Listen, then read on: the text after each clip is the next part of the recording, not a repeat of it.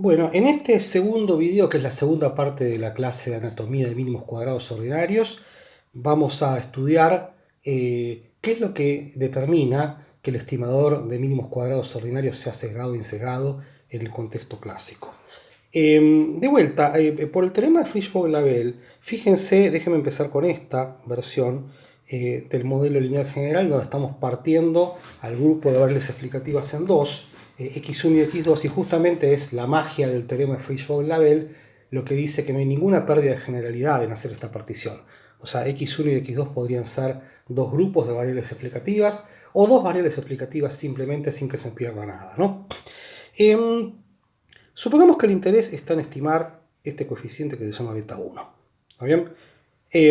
Y ya discutimos que hay dos estrategias. Una es regresar y tanto en x1 como en x2. Y la otra es seguir la ruta en dos etapas del teorema de Frisch-Vogel-Labelle, que a esta altura del partido ya no necesito repetírselo tantas veces. Ahora, supongamos que no hacemos caso y que lo que hacemos es regresar y nada más que en x1. El estimador resultante es beta 1 sombrero asterisco, que es x1' por x1, todo a la menos 1 por x1' por y. O sea que este es el estimador que omite x2. ¿Está bien? Ojo, si acá en vez de x1 estuviese x1 asterisco, estamos de vuelta en el caso anterior, ¿está bien? Por el teorema de Frisch-Vogel-Labelle, pero este es un estimador entre comillas cerrado, que lo que hace es omite x2.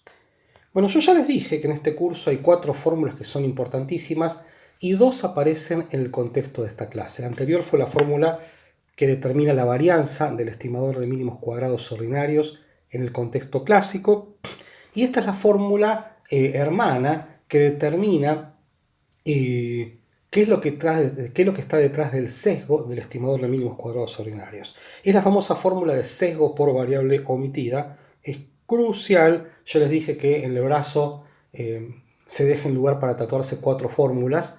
La anterior es la de la varianza, esta es la otra que tienen que tener tatuada en un brazo. Es importantísimo, ¿no?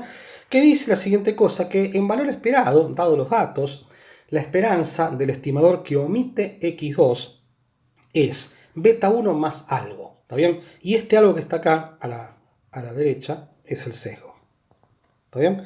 El sesgo tiene dos componentes multiplicativos, delta 2,1, que es un término que ya vamos a definir, y beta 2. Primero, déjenme empezar por este que está acá, ¿está bien? Ahora es donde yo tengo que hacer una pausa y ustedes se tienen que preguntar, y no me tienen que hacer trampa, cara de qué tiene delta 2,1. Ayuda, fíjense que por lo menos notacionalmente delta 2,1 se parece a algo que ya han visto. Entonces ahora les pido por favor apaguen el video, piensen un poquito qué cuerno es delta 2,1 y espero que sean honestos. Yo obviamente voy a seguir. Así que en definitiva espero que hayan hecho la pausa. Fíjense la siguiente cosa, delta 2,1 tiene cara de ser un coeficiente de regresión. Y efectivamente es el coeficiente de regresión de una especie de regresión hipotética en donde la variable explicada es x2 y la variable explicativa es x1, ¿no? Delta más, vamos a ponerle q, yo qué sé, punto. ¿Está bien? Entonces fíjense en esta regresión artificial. Si yo regresase x2 en x1, delta 2,1 es algo así como la estimación de delta en esta regresión auxiliar. ¿Está bien? Entonces, fíjense que delta 2,1 de alguna manera lo que mide es el grado de relación que hay entre lo que está dentro del modelo, le hace x1, y lo que yo omití, dejé fuera del modelo, ¿está bien? Que es x2. O sea que delta 2,1 lo que mide es el grado de relación que hay entre lo que yo metí en el modelo y lo que me dejé afuera, ¿está bien?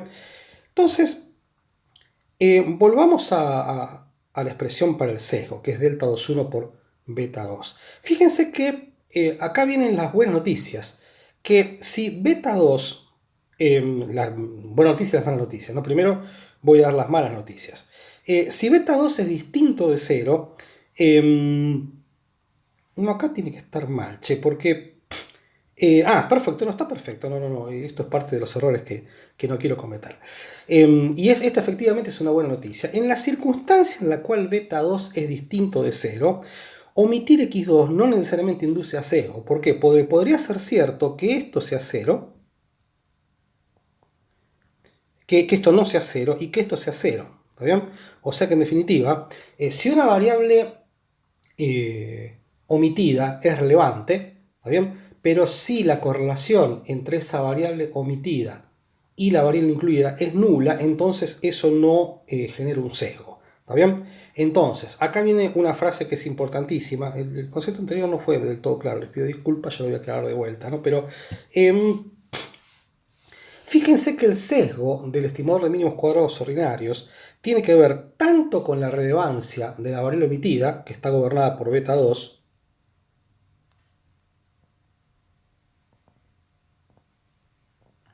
como por la correlación con la variable incluida, que está determinada por delta 2, 1. ¿Está bien? Entonces acá viene la aseveración, y una cosa es esto bastante antiintuitivo. ¿Está bien? Lo que dice este resultado es que tengo, desde el punto de vista del sesgo, tengo derecho a omitir variables que son irrelevantes, o sea, beta 2 es igual a 0, o relevantes que no están correlacionadas con la variable de interés. Esto es súper poco intuitivo, muy poca gente lo entiende claramente a primera vista. Déjenme discutirlo intuitivamente, ¿no? Siempre que vos estimás un modelo, siempre que vos estimás un modelo de cualquier tipo, siempre alguien te va a decir te falta algo, te falta algo, te falta algo. ¿Está bien? Te dejaste una variable afuera. Este aspecto no lo estás considerando. Pero fíjense que desde el punto de vista del sesgo, la crítica relevante es, te olvidaste algo que además está correlacionado con lo que yo estoy incluyendo. ¿Está bien? Déjenme ir al slide anterior y les voy a poner algún ejemplo estúpido. Pero fíjense en esto, supongamos que Y es salarios, X1 es la educación del padre y X2 es la educación de la madre. ¿Está bien? Entonces, si yo me olvido de la educación de la madre, le hace X2, ¿está bien? Entonces, la crítica de que eso es serio para el modelo tiene que ver con que la educación de la madre, le hace X2, es relevante, o sea, beta 2 es distinto de 0, y que hay alguna correlación entre la educación del padre y la educación de la madre. Le hace delta 2,1 es distinto de 0. ¿Está bien? Ahora piensen al revés. Supongamos que X1 es educación, por ejemplo. ¿Está bien? O stock de capital humano de la familia. Y que X2 es género de la persona. ¿Está bien? Es una variable binaria que indica si es hombre y mujer. Fíjense que obviamente que omitir X2 es importante porque sabemos que en el mercado laboral hay discriminación en contra de las mujeres. Entonces, en definitiva, beta 2 en este caso es importante. ¿Está bien? Entonces yo estoy omitiendo una variable que es relevante, pero a los efectos de argumentar que omitir el género en esta regresión conduce a un sesgo, yo tengo que argumentar que hay alguna relación entre el género de la persona, ¿está bien? Le hace X2, y la educación de la persona. ¿Está bien? Si no hay ninguna relación entre el género y la educación, no hay ningún problema desde el punto de vista del sesgo con omitir el género, pero sí, como esperamos, hay alguna relación entre el género y la educación, eventualmente eso va a conducir a sesgos. Piensen en los ejemplos. ¿Está bien? Entonces, nuevamente, para enfatizar la conclusión, el sesgo por variables omitidas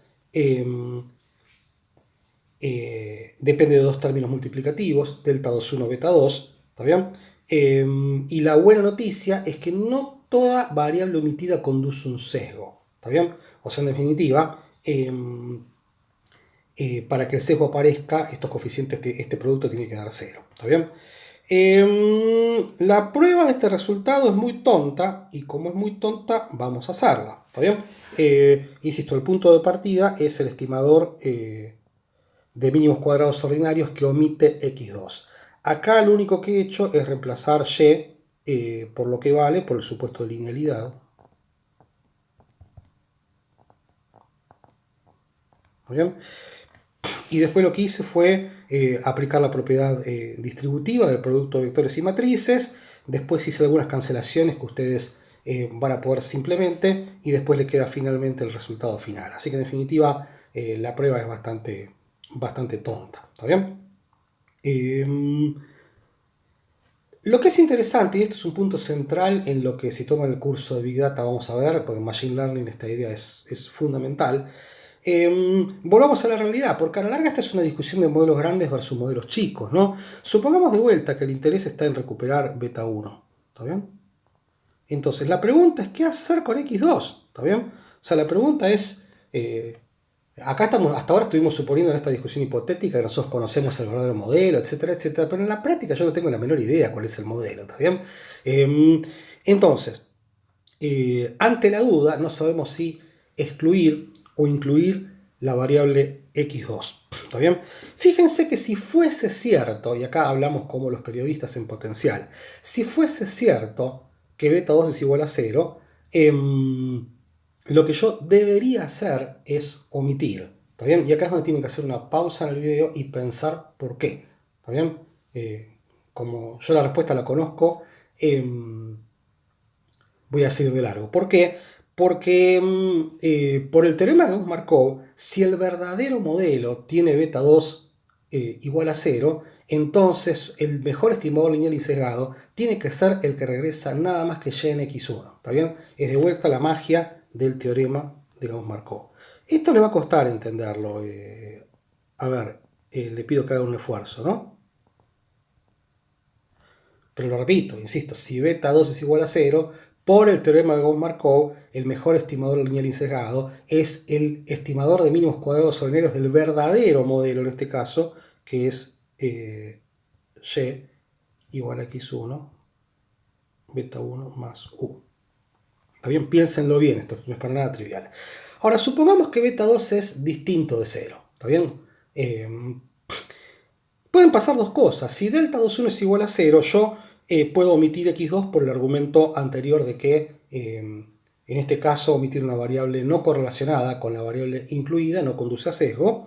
Pero resulta que si delta 2,1 es distinto de 0, entonces si yo omitiese x2 estoy incurriendo en un sesgo, con lo cual la sugerencia es incluir x2 para evitar el sesgo. ¿Está bien? Ahora, fíjense la siguiente cosa, ya les dije, en la realidad yo no tengo la menor idea cuál es el verdadero modelo. Le hace, yo no tengo la menor idea cuánto vale beta 2, ¿está bien? Entonces, fíjense la siguiente cosa, y acá de vuelta les voy a hacer una pregunta para que paren.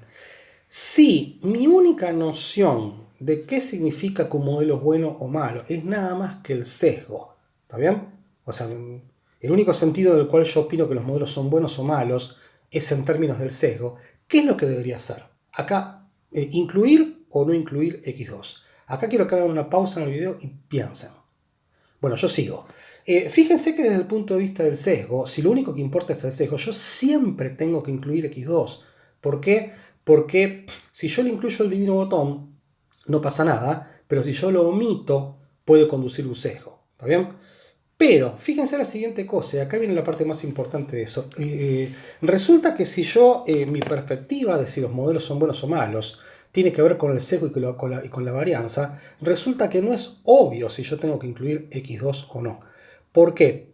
Porque resulta que si yo incluyo x2 al divino botón, ¿está bien? O sea, en la circunstancia en la cual beta 2 es igual a 0, entonces por el teorema de Gauss-Markov, ¿está bien?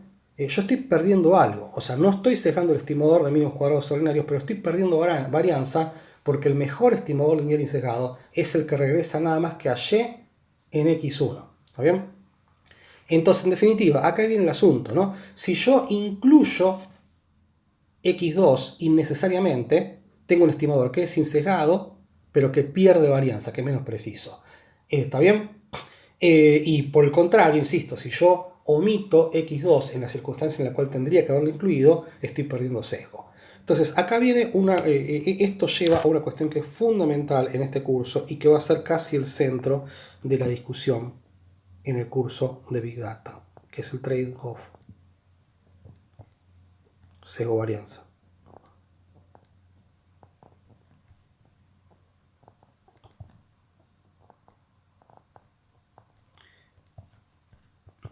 ¿Qué quiero decir con esto? Que fíjense que ante la duda, para evitar el sesgo, yo tengo que estimar modelos que son muy grandes. ¿Está bien?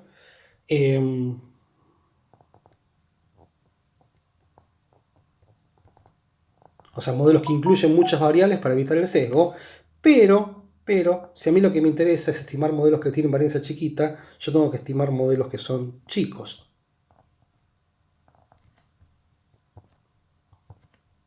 ¿Bien? Entonces, fíjense que lo que está pasando en la práctica, ¿está bien?, es que la decisión entre armar modelos grandes y modelos chicos está sujeto a un trade-off. Los modelos grandes, como incluyen muchas variables, tienden a producir estimaciones que son insesgadas, pero que tienen mucha varianza. Mientras que los modelos chicos tienden a producir estimaciones que son potencialmente sesgadas. ¿Por qué? Porque omiten variables relevantes, pero son modelos precisos porque incluyen menos regresores. Entonces, en definitiva, esto no es un problema esencialmente práctico, no se sale de este problema con práctica porque requieren entender o posicionarse uno con respecto a qué es lo que opina el sesgo, qué es lo que opina la varianza. Insisto, en econometría aplicada, en los últimos 20 años hay toda una obsesión por el sesgo. ¿Está bien? Toda una obsesión por el sesgo. Lo van a ver con detalle en el curso de Martín, lo vamos a ver en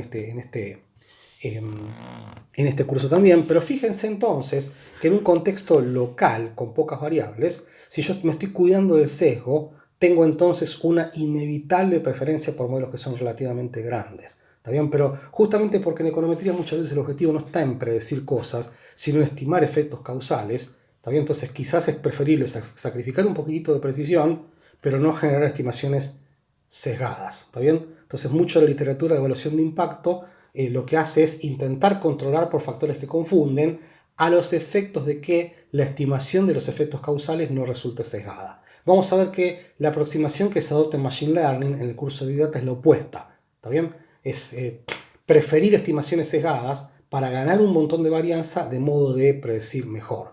No hay reglas mecánicas, depende mucho de lo que uno quiere hacer. ¿Está bien?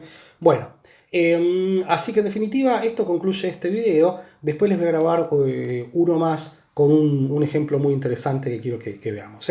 Bueno, de vuelta, la recomendación de siempre es revisen todo, disculpen los errores, tomen notas de vuelta, lean muy bien esta clase y la semana que viene la vamos a discutir y vamos a hacer algún demo en la computadora. Pero ahora se viene un ejemplo.